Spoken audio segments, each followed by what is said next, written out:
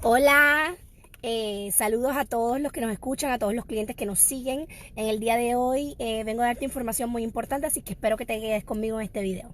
En el día de hoy la abogada Seda te va a explicar sobre la importancia de estar preparado para tu entrevista de inmigración, no importa el proceso que tú tengas, y en especial de ir acompañado por un abogado y de conocer los detalles de tu caso. Te explico. Hoy estamos saliendo de aquí de inmigración en Jacksonville, porque no solamente representamos a clientes en Orlando o en Miami, sino que recorremos toda la Florida y también en otros estados igual, si así el cliente, ¿verdad?, lo necesita. Entonces, en el día de hoy acabamos de salir de una entrevista de asilo en Jacksonville, así que para todos escuchen muy bien que si vives en el área de Orlando hacia arriba, van a comenzar a llegar las notificaciones para entrevistas de asilo en el área de Jacksonville. Y en abril de este año, Inmigración tiene planeado abrir una oficina, una agencia en Tampa de asilo, lo cual es muy positivo porque va acelerar, ¿verdad?, el atraso que tiene inmigración, y en adición es positivo para nuestros clientes y para nosotros porque no es tan costoso y es mucho más cerca. Así es que eso es una buena noticia, ¿verdad? Te explico. En el día de hoy estábamos aquí con un cliente que nosotros no le hicimos el asilo, llegó a buscar nuestra representación luego de que ya tenía el proceso pendiente, y mientras hablamos con él nos damos cuenta que fue a una persona que tenía una acreditación, ¿verdad? Que, como les hemos explicado anteriormente, es un permiso que da el Departamento de Justicia y la Junta de Apelaciones del Tribunal Apelativo. Y se la da a algunas personas que tienen organizaciones sin fines de lucro. Sin embargo, los abogados como esta servidora y muchos otros, ¿verdad?, y el abogado Salgado y otros compañeros, estamos en contra de esto. ¿Por qué? Porque estas personas no han estudiado, no tienen la educación ni la experiencia y no deberían tener una acreditación para representar a nadie en ningún lugar. Este cliente de nosotros en el día de hoy fue víctima de una asesoría incorrecta, de una asesoría inadecuada. Estaba aquí desde el 2005, lleva más de 13 años en este país de lo más bien con su familia, y fue a buscar asesoría con este representante acreditado en aquel momento porque ya no está acreditado, y esa persona lo convenció para someter una solicitud de asilo. ¿Qué pasa, mi gente? Que la solicitud de asilo hay que someterla dentro del primer año que tú llegas a este país para que el peso de la prueba no sea mayor de lo que ya es. Como saben, tenemos que probar la persecución pasada, la persecución futura, por una de las razones reconocidas, ¿verdad? Hola, Ramos, y hola a todos los que están aquí con nosotros. Muchos saludos. Gracias por estar pendientes. Me gusta que estén informándose y que estén educándose. Te explico. La persecución pasada, la persecución futura y no poder reubicarte en tu país de ninguna manera segura son los tres principales requisitos para una solicitud de asilo. Esto tiene que venir acompañado de tu testimonio, ¿verdad?, o declaración jurada, y en adición de documentos que apoyen esta historia que tú tienes, ya sea copias de amenazas, récord médico si estuviste en el hospital a causa de alguna golpiza o de algo que sufriste en tu país, un reporte de policía, algún caso en el tribunal. O sea, se necesita evidencia documental. Pero en este caso, como te estaba contando, nuestro cliente lleva en este país 15 años ahora mismo. En el 2018 este representante acreditado lo convence de hacer la solicitud. Hola, Xiomara, muchas gracias, para eso estamos. Lo convence de hacer esta solicitud sin tener la prueba necesaria y hacen una historia. Esta historia tiene datos verídicos y datos reales, como que él fue perseguido para ser parte de las gangas en su país, cuando estaba en escuela superior, que luego tuvo un trabajo en la capital y luego volvió para su pueblo, y en este trabajo fue a una casa a instalar un equipo, y da la casualidad que esa persona era uno de los jefes, ¿verdad?, de las gangas que él tanto le temía. Eso es cierto. Sin embargo, habían otros datos en esta declaración que no fueron ciertos, que fueron añadidos por esta persona que supuestamente, ¿verdad?, tenía esta acreditación. Entonces, él tuvo una asesoría inadecuada, y lo explicamos así, porque si él hubiese venido donde la abogada Seda de primera instancia, a pesar de que no era lo que él iba a querer escuchar, jamás lo hubiésemos colocado en un proceso de asilo afirmativo. Es verdad que ya no están aprobando los asilos. Carlos, si tienes un asilo meritorio y tienes la evidencia que se necesita y lo has hecho dentro del primer año, siempre vas a tener posibilidades. Pero esos son los menos casos. Y sí, de 10 asilos están negando 9, y esa es la realidad. Por eso es que a mi oficina muchas veces van y tengo en un día 10, 12 consultas, y se van los clientes sin contratar. Y no porque no quieran, porque muchos de ellos insisten, sino porque esta abogada tiene un código de ética bien alto. Y si usted no cumple con los requisitos, usted no cumple, señor. Y lo tiene que aceptar aunque no le guste escucharlo.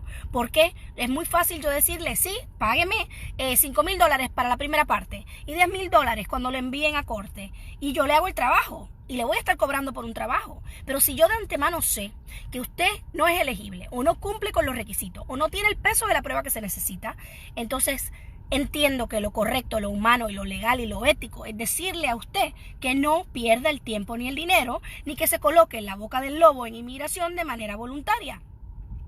De nada, Panfilo. Otra vez, estamos aquí para guiarlos y para que tengan la información correcta y con esa información ustedes toman la decisión, ¿verdad? Que así lo entiendan. Les sigo contando sobre mi cliente hoy. Este cliente llegó a la oficina, me dijo que se le hizo esta solicitud de asilo, que estaba pendiente.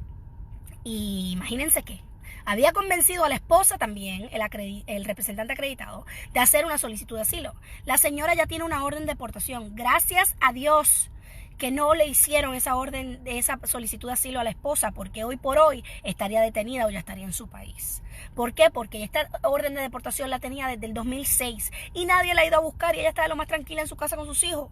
Y colocando una solicitud de asilo en este momento es simplemente ponerle la luz en la cara y decirle, inmigración, ven y búscame. Así que gracias a Dios que eso no lo hicieron. Pero con mi cliente me lo pusieron en la boca del lobo, porque hicieron una solicitud de asilo voluntaria, afirmativa. ¿A qué me refiero?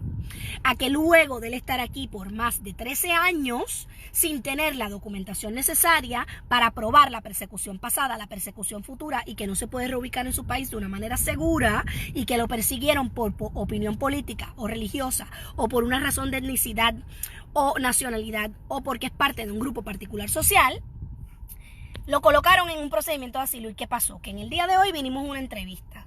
Él llega a mi oficina antes de esta entrevista. Esta servidora lo preparó adecuadamente y cuando yo le estoy preguntando todo el formulario, todas las preguntas, sus datos biográficos, nombre, dirección, cuándo nació, cuándo llegó, por qué países pasó, en otro país solicitó algún beneficio migratorio, le dieron algún beneficio migratorio, por qué no se quedó en esos países que pasó como Guatemala y México. Todas esas preguntas son parte de la entrevista del asilo, señores. ¿Alguien ha hecho una otra solicitud de algún remedio migratorio en este país? Pues mire, nuestro cliente tiene una petición de visa U pendiente porque lamentablemente su niña menor fue abusada, lo cual, ¿verdad? Nadie quiere que suceda porque nadie quiere papeles de esa manera, pero él tiene en este momento una solicitud de visa U pendiente, la cual es muy probable, ¿verdad? Tiene muchas probabilidades de que se le dé porque tenemos el reporte de la policía no firmó, la niña fue tratada con terapias, la familia fue investigada y declararon a favor, ¿verdad? Cooperaron con las autoridades. Pero ¿qué sucede, mi gente? Que luego del día de hoy, en esta entrevista, es un 95% de probabilidad que nuestro cliente va a terminar en la Corte de Inmigración.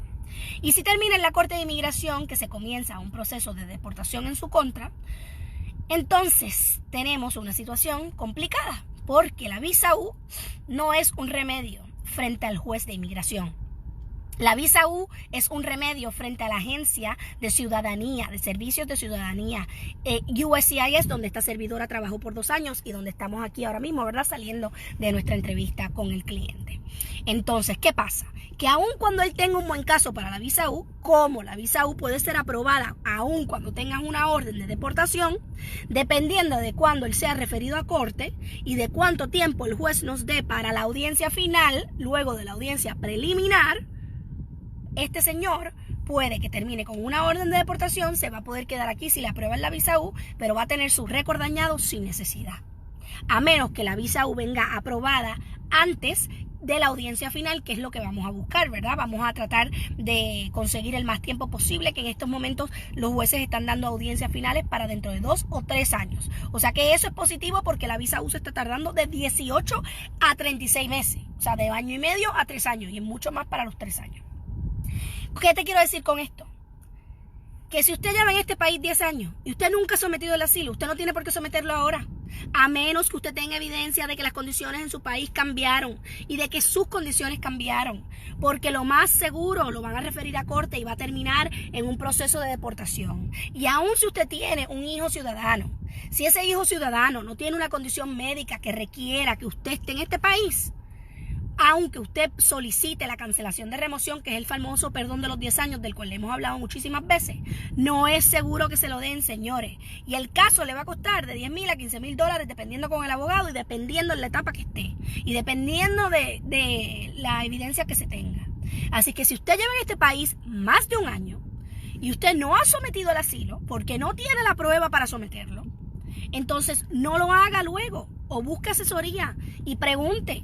Porque este señor está en estos momentos en la boca del lobo porque tuvo la asesoría incorrecta, lo convencieron de hacer una solicitud de asilo, sí le sucedió algo en su país, sí huyó de su país, sin embargo, no tiene el peso de la prueba que se necesita para poder tener una solicitud de asilo aprobada. Y luego de esta entrevista va a terminar en la Corte de Inmigración si Dios no lo quiere. Y entonces, a pesar de que tiene una solicitud de otro remedio disponible que está pendiente, no es frente al juez. ¿Qué sucede? Que si no es frente al juez, el juez no va a permitir que el caso se termine o que se cierre porque la visa 1 está aprobada, simplemente está pendiente. Así que para que no estés en esta posición, para que esto no te suceda, tienes que tener la asesoría correcta. Tienes que preguntarle a un abogado, no a un notario, no a un paralegal, no a un representante acreditado. Y te tienes que preparar para tu entrevista. Entramos a la entrevista a la 1 de la tarde y salimos hace 10 minutos. Tuvimos hora y 30 minutos en esa entrevista. En adición tienes que llevar intérprete en adición al abogado porque es conflicto de interés y el abogado no puede ser tu intérprete. Saludos, Edgardo, y saludos, José. Gracias por estar aquí con nosotros. En adición te digo que están haciendo preguntas que no las habían hecho antes y esto va de la carga pública. En el día de hoy le preguntaron a nuestro cliente ¿cuánto tiempo había estado sin trabajar en este país? ¿Cuánto era la mayor cantidad de tiempo que había estado sin trabajar? Y le insistieron, pero tú trabajas en el campo y eso en cosecha. O sea que has estado sin trabajar más de 30 días, más de 60 días, tratando de que él dijera que sí. Gracias a Dios esta servidora lo había preparado muy bien y el señor dijo que no. Lo máximo que he estado sin trabajar ha sido menos de 30 días cuando he tenido que viajar de estado a estado para cambiar por el tiempo en el año y por la cosecha. Porque si tú estás más de 30 días sin trabajar, ¿qué es lo que va a notar el oficial allí? Que usted no se puede mantener ni puede mantener a lo suyo y que el día de mañana, si usted se ajusta, puede ser carga pública para el Estado y el gobierno, especialmente bajo esta administración, no quiere que nadie dependa del gobierno. Otra cosa que le preguntaron al cliente que antes no preguntaban. ¿Usted ha tenido alguna enfermedad seria en este país? ¿Usted ha acudido a algún hospital en este país? Los hospitales no son del gobierno, los hospitales son privados. Usted es el que tiene que pagar, ¿verdad? Sin embargo, están haciendo estas preguntas, ¿para qué? Para ver si usted ha tenido alguna deuda o usted ha recibido alguna ayuda del gobierno para pagar este tipo de factura, para poder negarlo en base a que va a ser carga pública. Así que antes de su de remover las condiciones de su residencia, las preguntas que están haciendo en el día de hoy son muy diferentes a las que estaban haciendo hace 2 o 3 años atrás, porque están buscando razones diminutas para poderlo negar. Y acuérdese que las solicitudes en inmigración, usted puede cumplir con todos los requisitos, pero usted necesita mover la discreción del oficial de inmigración. Si no mueve la discreción del oficial de inmigración, como quiera se lo pueden negar. Saludos Ramos, Joylyn, gracias por estar ahí y de nada, para eso estamos. David, es posible agilizar la entrevista para aprobación de asilo. Lo que sucede es que no va a agilizar una aprobación. Depende de su caso, usted sí puede solicitar que le den la entrevista antes. Tiene que tener unas razones, ¿verdad? O se va a mudar del sitio y va a tener que cambiar el caso, entonces eso le va a tomar mucho más tiempo. O tiene una condición médica que necesita que se la atienda o va a tener un bebé en el momento que le dieron la cita. O sea, tiene que tener una razón por la cual inmigración va a colocar su expediente encima o antes de los demás expedientes, ¿ok? So, sí se puede solicitar, pero tiene que tener razón y evidencia. Saludos Efraín, feliz año a todos. Aquí estamos de regreso, ¿verdad? Llevándote de la mano y guiándote en tu caso de inmigración, yendo contigo a todas las partes de la Florida, incluso fuera de la Florida. Así que si tienes caso de inmigración, prepárate para la entrevista porque están haciendo preguntas que antes no hacían. Y en adición, están buscando cualquier pequeña razón, ¿verdad? Que se llama ground of inadmissibility o razón para inadmisibilidad para negarte el caso. Nuestro teléfono nos puedes conseguir en el 407-710-9026, 407-710-9026 para una consulta con esta servidora, personalmente con el abogado Salgado. Así que muchas gracias por estar con nosotros. Cualquier pregunta o duda, coméntalo aquí, con gusto te voy a contestar a medida de que vaya leyendo las preguntas y los comentarios. Gracias nuevamente por estar con nosotros.